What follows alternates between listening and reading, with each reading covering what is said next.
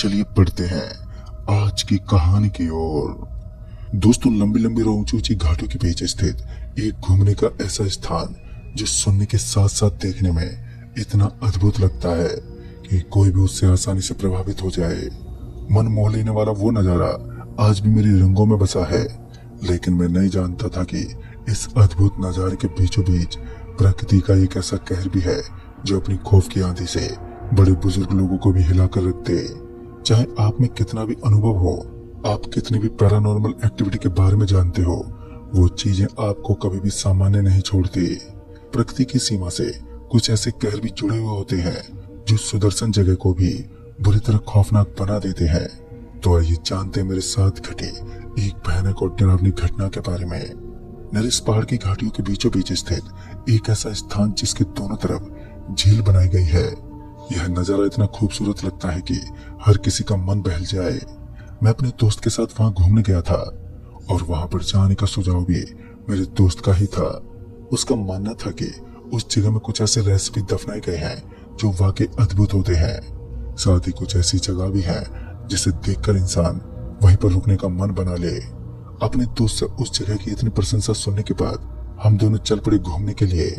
हमारे पास मेरी गाड़ी थी जो मेरे पापा ने मुझे बर्थडे पर गिफ्ट की थी।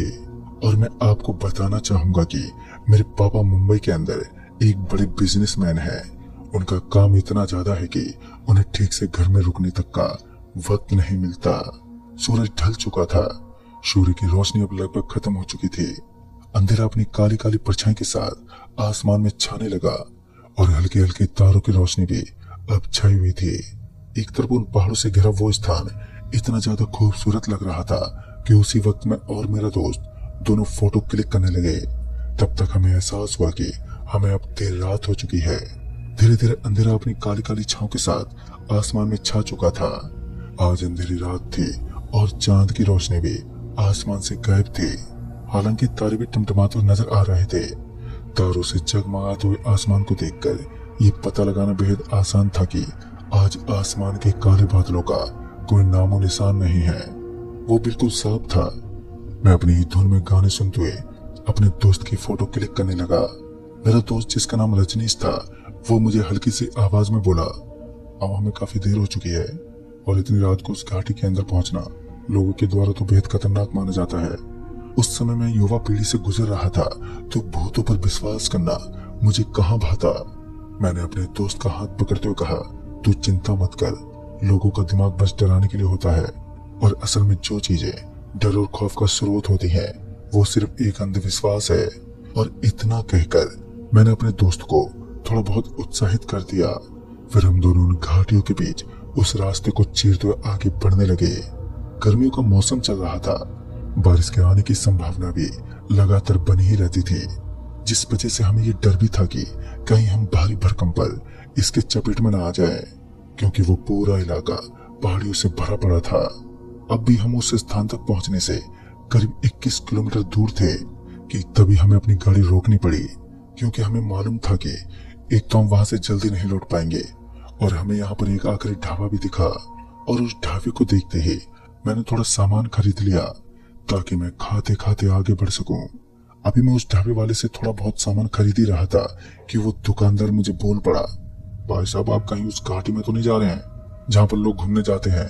तो मैंने उसकी बात पर हामी भरी, लेकिन उसके बाद वो दुकानदार बोलने लगा कि वो जगह बिल्कुल भी ठीक नहीं है। अगर आप वहां पर जा रहे हैं तो सावधानी के साथ जाएं, क्योंकि कुछ ऐसी अनोखी चीजें भी यहाँ पर मौजूद हैं जिनसे सामना कर पाना एक नॉर्मल इंसान के बस की बात नहीं होती। उस दुकानदार की बातों ने एक पल की खातिर तो मुझे भी विचलित सा कर दिया था, लेकिन फिर मैंने उसको इग्नोर कर दिया और उसके बाद मैं और मेरा दोस्त वहां से आगे चल दिए।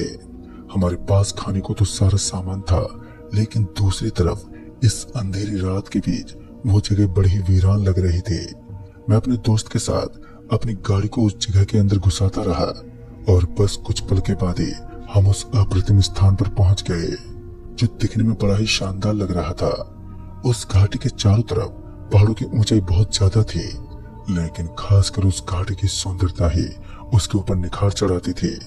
मुझे थोड़ा थोड़ा तो ऐसा लग रहा था कि एक बात बिल्कुल सत्य है कि इस जगह के अंतर्गत कुछ तो अजीब है। एक तो यहाँ आने के बाद मुझे किसी भी दूसरे इंसान की हलचल महसूस नहीं हुई, और दूसरी तरफ मैं भी कुछ अजीब ही महसूस कर रहा था। अभी मेरी गाड़ी उन पहाड़ों के बीचों बीच स्थित एक छोटे से गड्ढे के अंदर खड़ी थी। हालांकि वो गहरा गड्ढा वैसे तो बहुत बड़ा था, लेकिन उन पहाड़ों को देखने के बाद वो बहुत छोटा नजर आ रहा था। पहले तो मैंने अपने आप को थोड़ा सा शांत किया और इधर उधर टहलने लगा। एक तो रात में यहाँ आकर हमने बड़ी गलती कर दी थी, क्योंकि यहाँ का वातावरण ठीक से दिखाई नहीं दे रहा था। लेकिन जैसा कि मुझे ज्ञात हुआ था कि यहाँ कुछ ऐसी शक्तियां वास करती हैं जिनका खौफ सिर्फ उनके नाम से ही झलकता है, और वो इंसानों को मारने की भूखी है। तभी मैं अपने प्रिय दोस्त रजनीश के साथ भूत प्रेत का मजाक उड़ाते हुए गाड़ी में बैठ गया और बगल में रखी कोल्ड ड्रिंक उठाकर उसे पीने लगे। हम दोनों आराम से कोल्ड ड्रिंक पी ही रहे थे कि मेरा दोस्त चिल्लाते हुए बोला, अरे अरे वो देखो, तुम्हें भी वहां पर कुछ दिख रहा है क्या? जब मेरी नजर उस उंगली की तरफ गई तो मैंने देखा कि वहां पर कोई बैठा हुआ था, और उसे देखते ही मुझे काफी ज्यादा हैरानी हो रही थी, क्योंकि जब मैं गाड़ी से नीचे उतरा था तो उस समय हमें नीचे की तरफ कोई भी नहीं दिखा। कुछ देर तक तो मैं इसी बारे में सोचता रहा, और उसके बाद मेरे दोस्त की नजर दूसरी तरफ हो गई, और अब दूसरी पहाड़ी पर भी कोई नजर आने लगा। मुझे थोड़ा थोड़ा एहसास हुआ असल में यहाँ पर कोई तो पैरानॉर्मल एक्टिविटी है जो अपना आक्रोश बयां कर रही है, और यहाँ से बचने का एकमात्र रास्ता था कि हमें गाड़ी लेकर तुरंत ही निकलना होगा। रजनीश के कहे अनुसार अपनी गाड़ी को स्टार्ट करने की कोशिश की तो पहली बार में मेरी गाड़ी स्टार्ट हो गई, और इस बार मैं अपनी गाड़ी को लेकर इस डरावनी घाटी से काफी दूर ले गया। पता नहीं क्यों, लेकिन मुझे ऐसा लग रहा था मानो मेरी गाड़ी के अंदर लोगों की तड़पड़ी मची हुई है और मेरी गाड़ी सवारियों से लदालद भरी हुई है। गाड़ी के ऊपर कुछ नजर आ रहा था और मैं अपनी गाड़ी के एक्सीलेटर को बार बार दबाता रहा, लेकिन थोड़ा सा आगे खिसकने के बाद गाड़ी एकदम से बंद पड़ गई। ऐसा लग रहा था मानो गाड़ी ओवरलोड हो चुकी है, लेकिन मुझे तो ज्ञात ही नहीं था कि सिर्फ 2 लोग के वजन से गाड़ी ओवरलोड भी हो जाती है। उस वक्त मुझे बड़ा जोर का गुस्सा आ रहा था। लिहाजा मैं अपनी गाड़ी से नीचे उतर गया, और अपनी गाड़ी से नीचे उतरने के बाद मेरी नजर गाड़ी की छत पर गई तो सफेद कलर के कपड़े पहने एक लंबा चौड़ा आदमी जो अपनी शक्ति से गाड़ी को दबाकर खड़ा था। मुझे जोर का गुस्सा आया और मैंने उस आदमी को नीचे उतरने को कहा।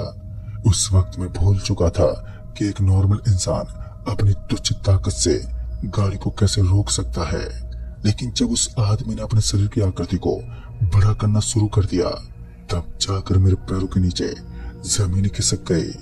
मेरे शरीर के रोंगटे एकदम से खड़े होने लगे थे, और उसके बाद वो आदमी जल्द ही मेरी चुनौती को स्वीकार करते हुए गाड़ी से नीचे कूद गया। गाड़ी से नीचे कूदते ही मिट्टी इधर से उधर उथल पुथल होने लगी, क्योंकि उस आदमी के अंदर कुछ ऐसी असामान्य शक्तियां थी जो किसी बुरी शक्ति में पाई जाती है। एक तो उसका वो लंबा चौड़ा शरीर, और ऊपर से मुझे उसका चेहरा भी नजर नहीं आया। यही सब सोचते सोचते अब उसके कदम मेरी ही तरफ बढ़ने लगे, और घाटियों के बीच में अचानक ही लोगों के रोने और चिल्लाने की आवाजें सुनाई देने लगी। सब कुछ एकदम से बदल गया। कोई बहुत जोर जोर से चीख रहा था तो किसी के मुंह से सिर्फ बचाओ बचाओ की आवाज आ रही थी। यानी कि अब जल्दी ही मैं उन लोगों की तरह मौत के द्वार को खटखटाकर समाधि लेने वाला था। उन लोगों की रोने और चिल्लाने की आवाज ने मुझे भी दहशत में डाल दिया, लेकिन उस समय मैंने थोड़ी हिम्मत जुटाई और अपने दोस्त रजनीश के साथ गाड़ी के अंदर घुस गया। दोस्तों, कभी कभी हम उन बातों को नकार देते हैं जो असलियत का एक नजारा भी होता है, लेकिन हमारी एक बड़ी गलती हमें मौत के द्वार तक पहुंचा सकती थी, क्योंकि अब हम एक ऐसे स्थान पर थे जहां से सिर्फ यमलोक के दरवाजे खुलते थे, और हम कभी भी उन दरवाजों के अंदर दस्तक दे सकते थे। हमारी गाड़ी के सामने मुझे एक और विशाल सा राक्षस दिखा। काले काले बड़े इस जीव की शक्तियां दिखने में काफी ज्यादा लग रही थी, और दिखने में ये बड़ा ही विशाल और क्रोधित राक्षस लग रहा था। उसने एक दहाड़ से सब कुछ भंग कर दिया। इधर रजनीश भी एकदम से उछल पड़ा।